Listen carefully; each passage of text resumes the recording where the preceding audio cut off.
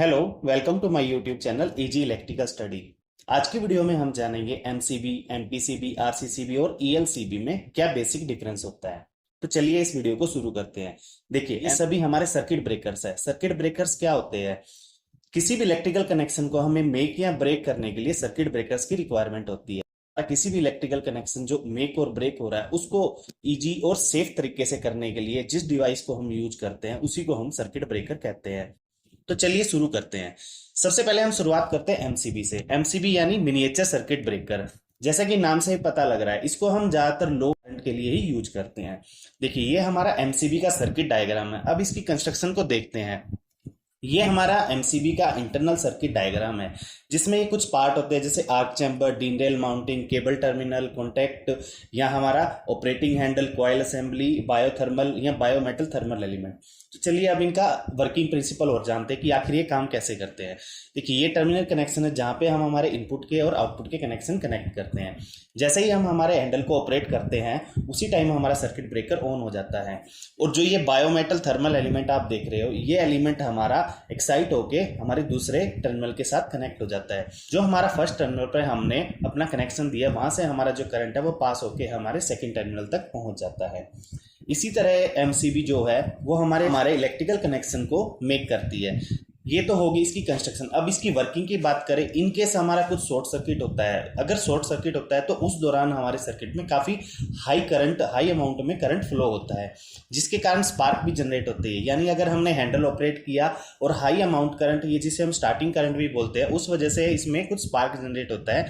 तो arc chamber है, ये हमारे उस स्पार्क को रिड्यूस करने के लिए यूज किया जाता है। इनकेस हमारा कोई शॉर्ट सर्किट होता है या ओवर करंट होता है तो ये जो हमारा बायोमेटल थर्मल एलिमेंट होता है ये हीट होना शुरू हो जाता है। जैसे ये हीट होता है, हीट होने की वजह से ये अपनी शेप को डिफ्लेक्ट कर देता है, वो दोबारा से ट्रिप हो जाता है और हमारा जो एमसीबी है वो शट डाउन हो जाता है। देखिए, एमसीबी शॉर्ट सर्किट से तो हमें प्रोटेक्शन देती है, लेकिन इसके कुछ ड्रॉबैक्स भी है। जैसे ये हमें अर्थ लीकेज के लिए या करंट लिमिट के लिए इसमें कोई भी ऑप्शन अवेलेबल नहीं होता। अब बात करें इसके सिलेक्शन के लिए, एप्लीकेशन के लिए, मान लेते हैं हमारे एमसीबी के आउटपुट पे हमने कोई लोड लगाया। अब इसका सिलेक्शन हम कैसे करेंगे? अगर हमारा लोड का जो स्टार्टिंग करंट है अगर वो 1 से 2 एम्पियर है तो उस करंट का 20 या 30% एक्स्ट्रा लेके हम हमारा जो एमसीबी होता है उसको सिलेक्शन करते हैं। इसकी वैल्यू हम 20 to 30% ही रखते हैं। अगर हम ज़्यादा रखेंगे तो हमारा ये सर्किट है वो शॉर्ट सर्किट की कंडीशन में ट्रिप नहीं होगा और हमारा जो आउटपुट डिवाइस है उसके जलने का भी खतरा बना रहता है। देखिए, ये कुछ टाइप के एमसीबी है, class A, class B, class C, class D. ये डिफरेंट एप्लीकेशन के लिए और डिफरेंट रेटिंग में आते हैं। अगर आपको इनके बारे में डिटेल में जानकारी चाहिए तो आप हमें कमेंट कर सकते हैं, हम इस पर अलग से वीडियो बना देंगे। तो चलिए अब दूसरे डिवाइस पे जाते हैं, जो कि है हमारा एमसीबी यानी मोटर प्रोटेक्शन सर्किट ब्रेकर। ये भी एज ए एमसीबी ही हमारा यूज होता है, लेकिन इसमें एमसीबी के ओवर कुछ एक्स्ट्रा प्रोटेक्शंस दी होती हैं जो कि हमारे मोटर को प्रोटेक्ट करने के लिए यूज की जाती हैं। ये हमारा एमपीसीबी का सर्किट डायग्राम है। इसकी थोड़ी सी कंस्ट्रक्शन जान लेते हैं। ये हमारा इंटरनल सर्किट है जो भी हमारी एमपीसीबी होती है। जैसे इसमें मोल्डेड फ्रेम रहता है, हमारी ऑपरेटिंग मैकेनिज्म है, आर्क एक्सटिंग्यूशर है, हमारे कॉन्टैक्ट्स हैं और ट्रिप यूनिट्स हैं। इनके साथ साथ ये हमें ओवरलोड, शॉर्ट सर्किट और प्रोटेक्शन देता है। उसके बारे में भी जान लेते हैं कि आखिर कौन कौन सी प्रोटेक्शन हमारी मोटर को प्रोवाइड करता है। देखिए, ये सारी हमारी रिलेज होती है यानी प्रोटेक्शन डिवाइस होते हैं जो हमारे एमपीसीबी में कनेक्ट रहते हैं। एमपीसीबी का जो सिलेक्शन हम करते हैं वो हमारी मोटर के फुल लोड करंट से 10 to 20% एक्स्ट्रा लेते हैं। यानी जो हमारी मोटर, अगर मान लीजिए हमारी 50 किलोवाट की मोटर है तो उसका हम 10 या 20% एक्स्ट्रा लेंगे हमारी एमपीसीबी का। और इसकी जो प्रोटेक्शन होती है उसकी बात करें, एक हमारा होता है ओवरलोड प्रोटेक्शन। इन केस हमारी मोटर अगर ओवरलोड हो जाती है किसी भी कारण से, या तो मैकेनिकल उस पर लोड हो रहा है या फिर कोई इलेक्ट्रिक स्ट्रेस है, तो ये उस ओवरलोड से हमारी मोटर को प्रोटेक्ट करता है। सेकंड हमारी जो प्रोटेक्शन होती है वो होती है थर्मल प्रोटेक्शन। यानी अगर हमारा करंट ज़्यादा फ्लो हो रहा है जिसकी वजह से हीटिंग हो रही है हमारी मोटर, तो ये उससे भी उसको प्रोटेक्ट करता है। थर्ड हमारा होता है सिंगल फेजिंग प्रोटेक्शन। देखिए, ये सिंगल फेजिंग प्रोटेक्शन काफ़ी ज़रूरी होती है हमारी मोटर के लिए, क्योंकि अगर ये नहीं होगी तो हमारी मोटर तुरंत ही जल जाएगी। और एमपीसीबी में हम इस प्रोटेक्शन को देते हैं। अब इसका इंटरनल सर्किट के बारे में थोड़ा सा अगर डिटेल में जाने तो एज ए एमसीबी ही ये वर्क करती है। जैसे हम अब हमारी एमपीसीबी को ऑन करते हैं तो फर्स्ट टर्मिनल हमने कनेक्ट, ऑन होने के बाद जो हमारा स्प्रिंग लोडेड जा है वो ऑटोमेटिकली हमारे जो स्टेटरी जा है उनके साथ कनेक्ट हो जाए। हमारा जो करंट है वो एक टर्मिनल से दूसरे टर्मिनल तक फ्लो होगा। यही जो अरेंजमेंट होती है वो ओवरलोड की कंडीशन में कैसे काम करेगी। देखिए, जैसे हमारी ओवरलोड होगी तो जो हमारी बायोमेटल थर्मल एलिमेंट होता है, जैसा कि मैंने आपको एमसीबी में बताया था, ये हीट होना शुरू हो जाती है और ये डिफ्लेक्ट हो जाएगी। जैसे ये डिफ्लेक्ट होगी तो ये हमारे सर्किट को ब्रेक कर देगी, जिससे हमारा करंट है वो सेकेंड हमारे टर्मिनल तक फ्लो नहीं होगा। अभी जो हमने बात करी है हमारा एमपीसीबी का एक सिंगल फेज है। जब इसी अरेंजमेंट को हम 3 फेज के लिए यूज करते हैं तो हम यही सेम अरेंजमेंट एक के बाद एक हमारे मोल्डेड फ्रेम में कंस्ट्रक्ट कर देते हैं। और ये सिंगल फेजिंग से हमें कैसे प्रोटेक्ट करता है, मान लीजिए अगर हमारा एक फेज कोई भी मिस हो जाता है, उस केस में ये क्या करेगा, हमारे जो 2 फेज आ रहे हैं उनकी जो वोल्टेज है उनको कैलकुलेट करता है। जो हमारी सिंगल फेजिंग रिले होती है वो उसको डिटेक्ट कर लेती है और हमारी एमसीबी है जो उसको ट्रिप करवा देती है। अब जानते हैं आरसीसीबी की। देखिए, आरसीसीबी की फुल फॉर्म होती है residual current circuit breaker. Residual current क्या है, एक बार इसको जान लेते हैं तो हमें इसको समझने में काफी आसानी होगी। देखिए, रेजिडुअल करंट एक टाइप से आप ये मान लेते हैं अनवांटेड करंट है, जो कि जिसकी हमें रिक्वायरमेंट नहीं होती। मान लीजिए हमारे सर्किट को 1 ही एम्पियर करंट की रिक्वायरमेंट है। इन केस हमारा 1.1 या 1.01 जो भी हमारा एक्स्ट्रा करंट होगा उसको हम एज ए रेजिडुअल करंट मान लेते हैं। ये आपको एक आसान तरीके से समझाने के लिए मैं बता रहा हूँ। ये हमारा आरसीसीबी का इंटरनल सर्किट डायग्राम है। अब हम इसके कुछ फीचर्स और एप्लीकेशंस जान लेते हैं। देखिए, आरसीसीबी की जो रिले रहती है वो क्या डिटेक्ट करती है, हमारी जो अर्थ वायर है और लाइन वोल्टेज है उसके बीच का जो डिफरेंस होती है ये उसको कंटिन्यू कैलकुलेट करती रहती है। वहीं आरसीसीबी हमें शॉक के साथ साथ इलेक्ट्रिकल फायर कुछ होती है या इलेक्ट्रिकल हीटिंग होती है उससे भी प्रोटेक्ट करती है।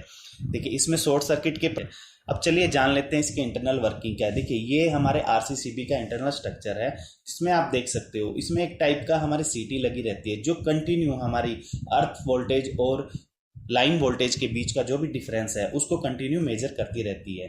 उसके बीच में जो भी हमारा करंट होता है उसकी सेटिंग को हम ज़्यादातर 30 मिली एम्प ही रखते हैं। उसका रीज़न ये है कि हमारी जो ह्यूमन बॉडी है उसको अगर वोल्टेज तो प्रोवाइड कर देंगे, लेकिन अगर उसको करंट लगने के लिए जो हमारी रिक्वायरमेंट एम्पियर्स होती है वो हमारी 30 milliamp to 100 milliamp होती है।